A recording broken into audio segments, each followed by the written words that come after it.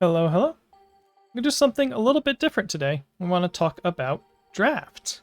Talk about girl power draft specifically because, for the next handful of weeks here before the Godzilla Challenger decks come out, we're gonna have some local qualifiers. But in terms of, major events or big webcam things going on, there's not really gonna be a big event in this format, so it's a little lame ducky.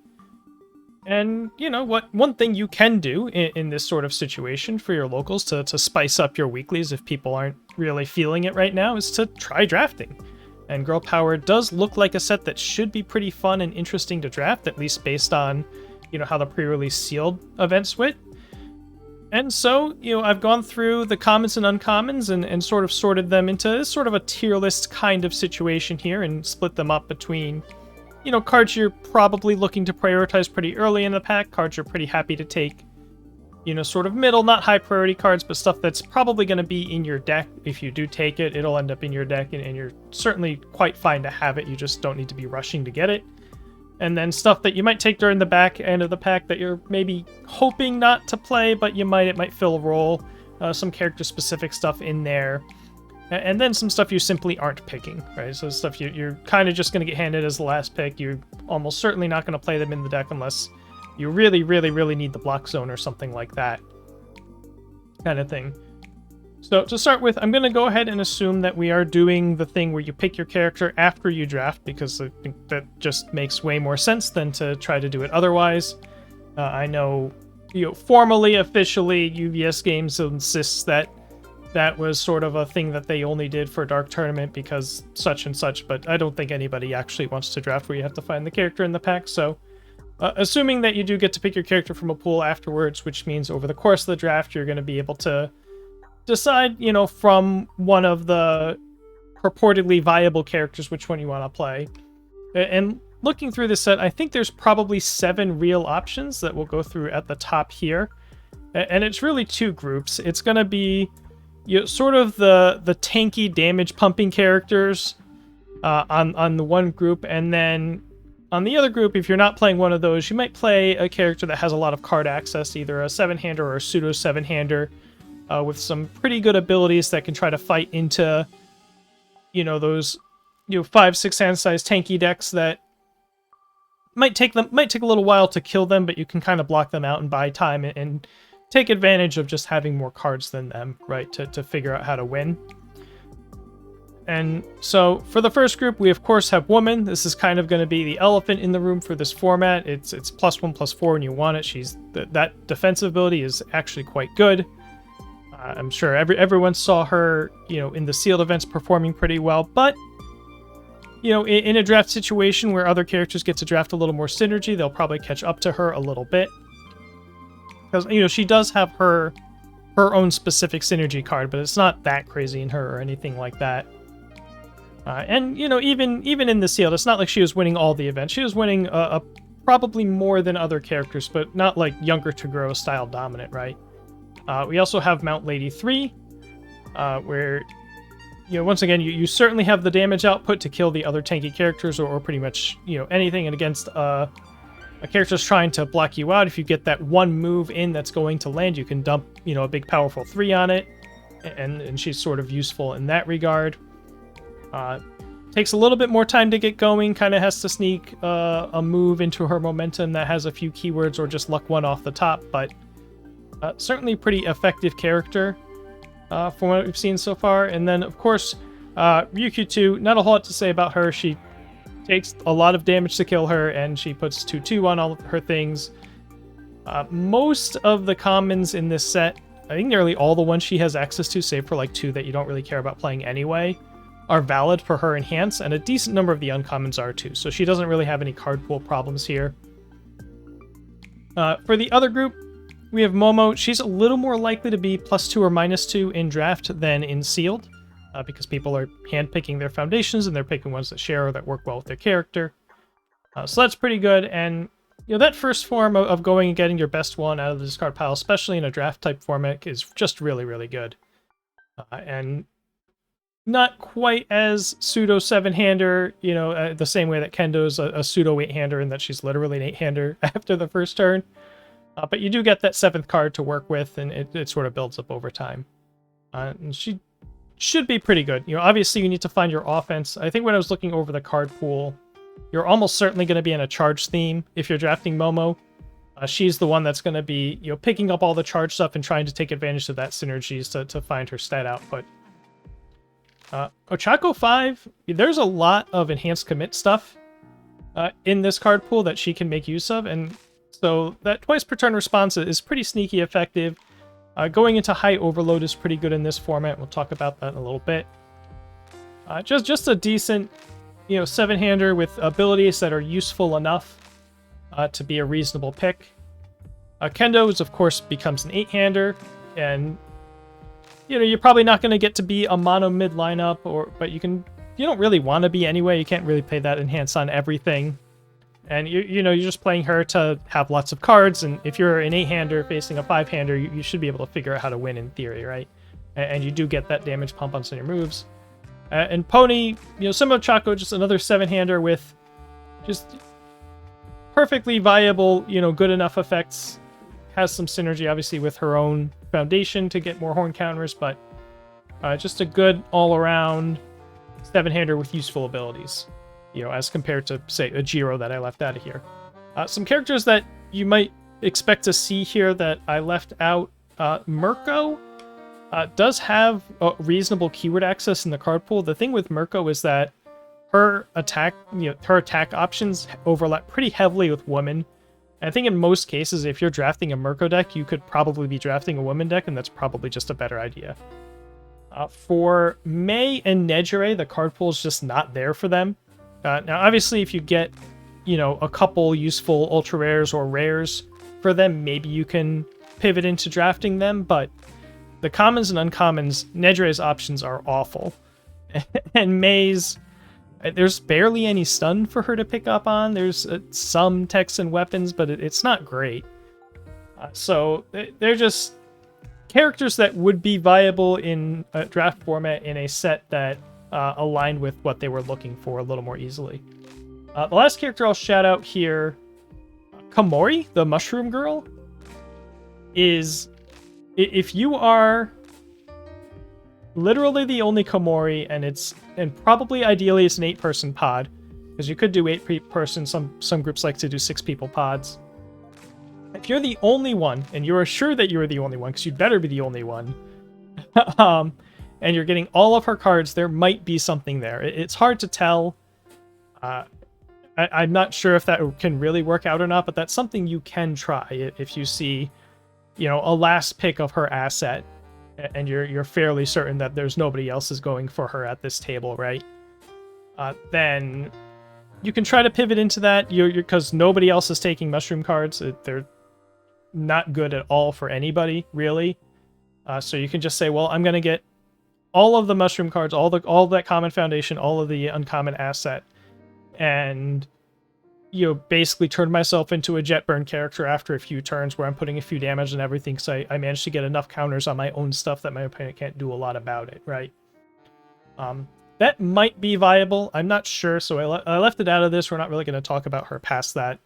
But for the most part, I'd basically be looking to draft one of these 7 for starting out. So the first group here got the picks 1 to 3, and you'll notice very, very quickly that this is primarily foundations. So one of the wrinkles about this set in terms of drafting is that the contents of these packs is going to be about 45% orange. They're very, very attack-heavy packs on average.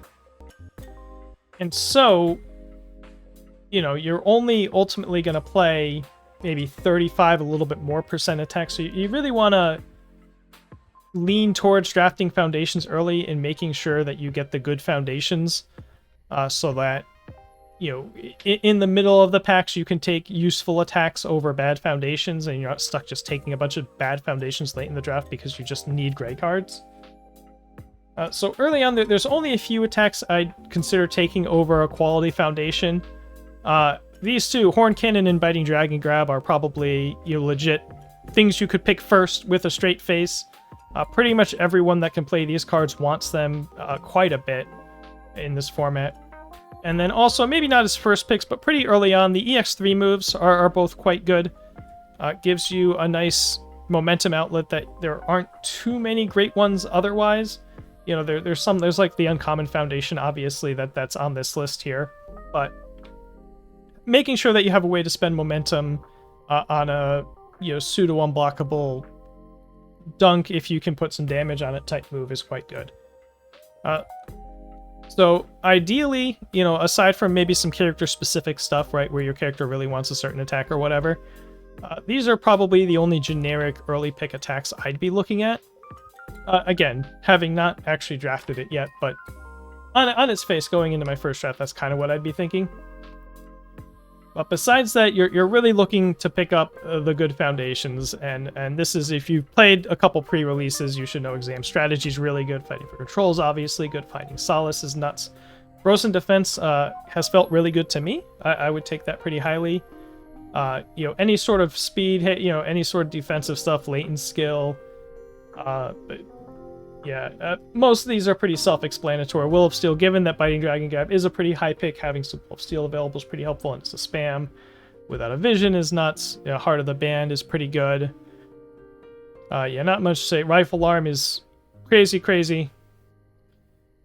Refreshing Blend is the momentum outlet that I talked about before. Steadfast Resolve, I think, might be the only way to blow up your own foundations at common or uncommon in this format.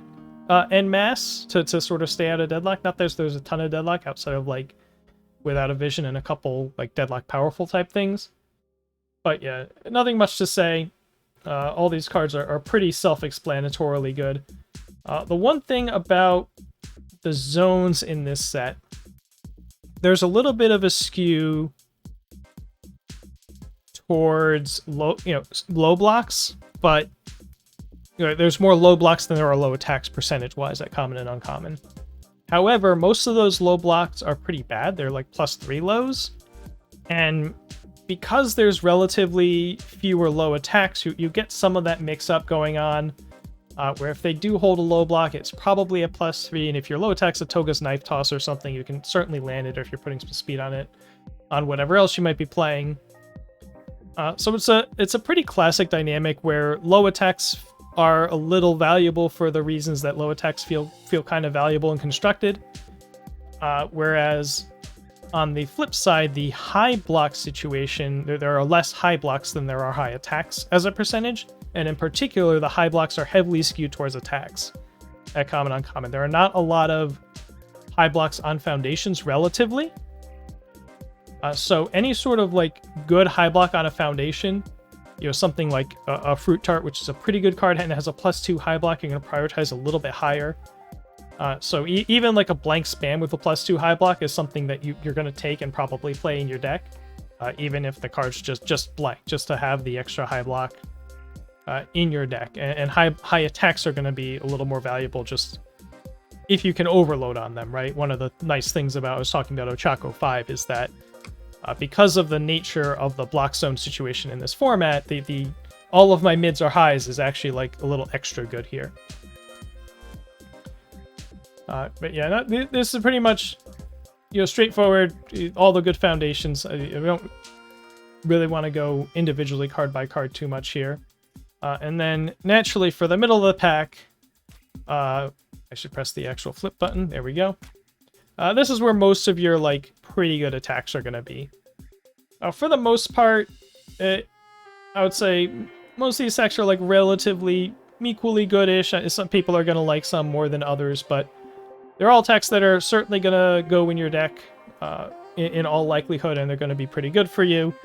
And which, you know, slightly above rate 4-3 or 5-3 you're playing versus another one is kind of interchangeable. That's kind of why, you know, these 4 attacks are early picks, because they're not interchangeable, right? There aren't other, you know, EX3 6 damage moves in here. There is an EX3 move, but it's a 4 damage poke, right? And there's certainly no other Echo moves, and there's no other throws. Whereas the rest of these are just kind of like good moves you can throw some stats on or whatever, and they'll be good for you. You know, we have our 2 low 5s. These 6 difficulty moves are both pretty good. Tetsu Fury as one of the pretty much the only snipe aside from Seeking Entry, I think. And then Blue Flame Flare has been surprising. You can you know, in a draft situation where things aren't necessarily as, you know, tightly wound on the margins, you can like play 2 attacks into a blue flame player if you're going to make it lethal and just make this thing 9 speed or whatever and slam it in, right? Now that's been pretty effective. It is at common, and it's the kind of card probably nobody's going to want more than 1 of, you know, maybe 2 of for the right character, so you don't need to like rush to get one because you'll probably be able to fall into one at some point. Tetsu Fury is an uncommon and extra good in Pony.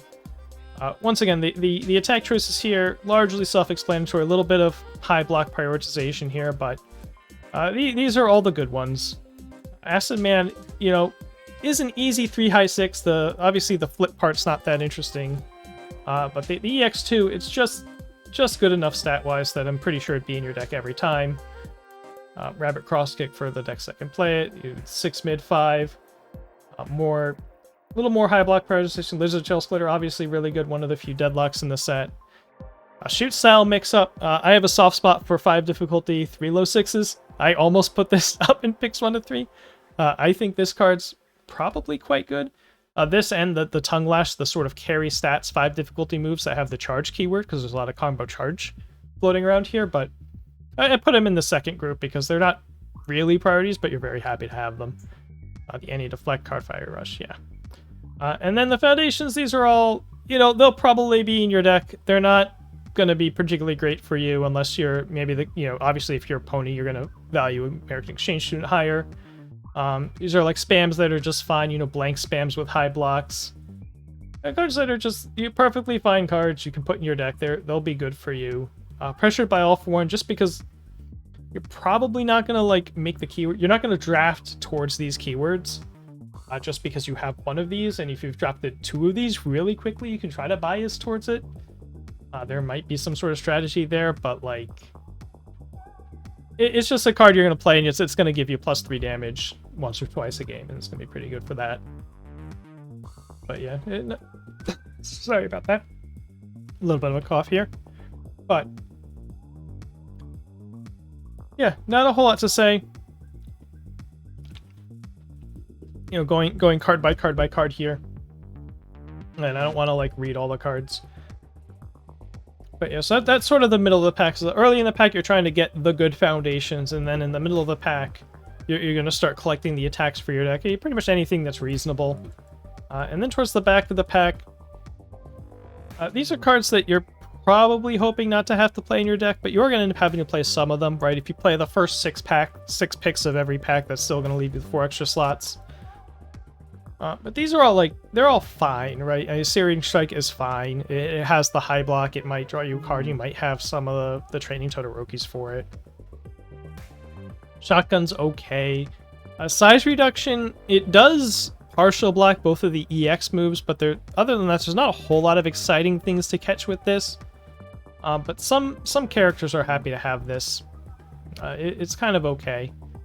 Arm Struggle is you know, it's okay. Tuning In's a 3 high 6 that's kind of blank, and it's only a 3 high 6 sometimes, but it's fine. Cypher Combo's fine, right? That's sort of all of these moves. Boot Basher is certainly a card Mount Lady is going to prioritize a little bit higher.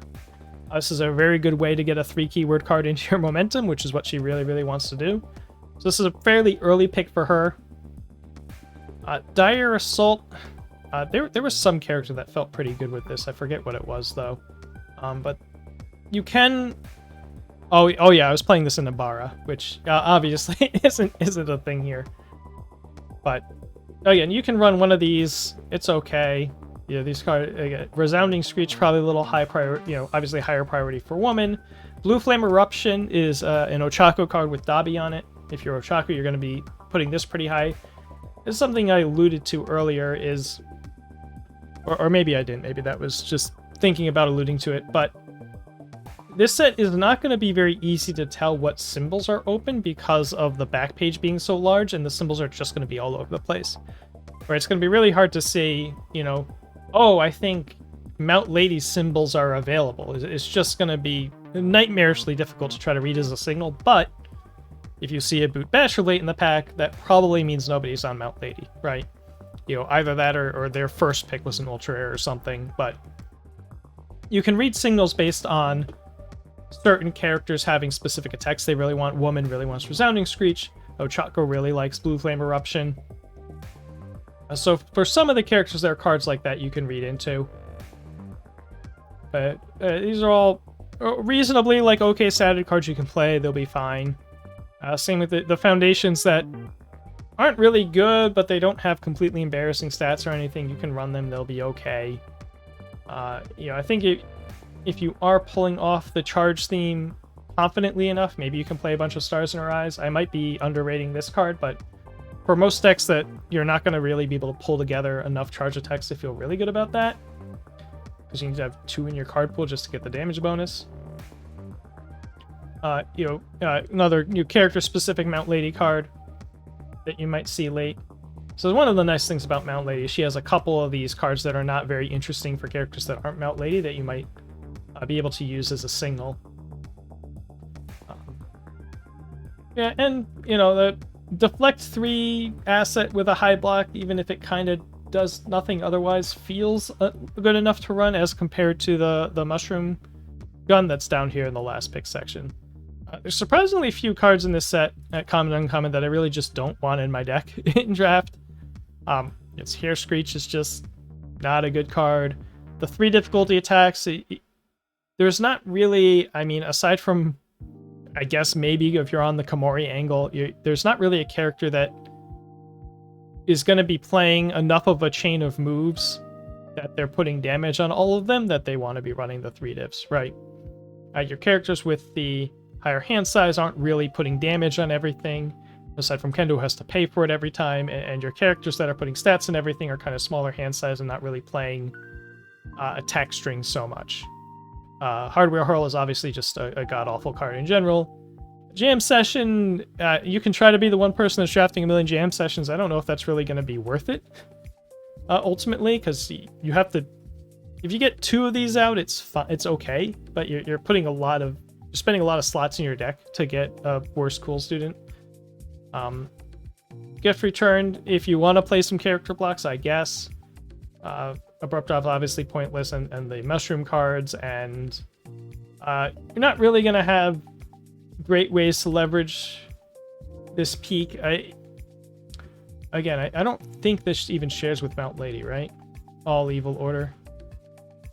Okay, Mount Lady does have Order, so she could play this and just pay health for the peak. I don't think that's really super worth it, but maybe that's wrong. And then the other Shroom card here in last pick.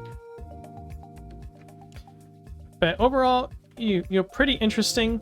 I think it's kind of fun that we have a lot of potential to pull stats from foundations in this set at common and uncommon, between exam strategy, stuff like support gear upgrades. With a little bit of damage coming from here, from Team Stash you have some damage. Latent Skill is in this set, and some really good, decently worth prioritizing foundations as compared to some other sets for drafting, and that make all the attacks that are just kind of pretty good take a bit of a second seat. So yeah, I'm looking forward to trying out draft. Hopefully this was worthwhile in some way. If you're looking to try drafting this set, I think 7 characters and possibly 8 is a pretty good card pool for draft to be picking from. I think going back to Dark Tournament, it was arguably 1, right? And then a bunch of Copium, and then like 2 or 3 Copium picks where you could pretend to be able to fight into Younger Toguro, but ultimately have some other problem somewhere else, like you just can't kill the Jins or something like that. The Jet Burn draft, I remember being pretty good, though. I think a lot of people enjoyed the Jet Burn draft at the Las Vegas Regional. I think that got 40-something people to queue for that, so hopefully we get something similar for Girl Power Draft in St. Louis. It'll be fun to have a big draft side event like that. Yeah, let me know what you think. If you do try drafting this set, let me know how it goes. If you draft a sick, Mirko deck that takes the event down, mock me for being wrong, right? I guess, but I think ultimately it's probably these 7, give or take. If you get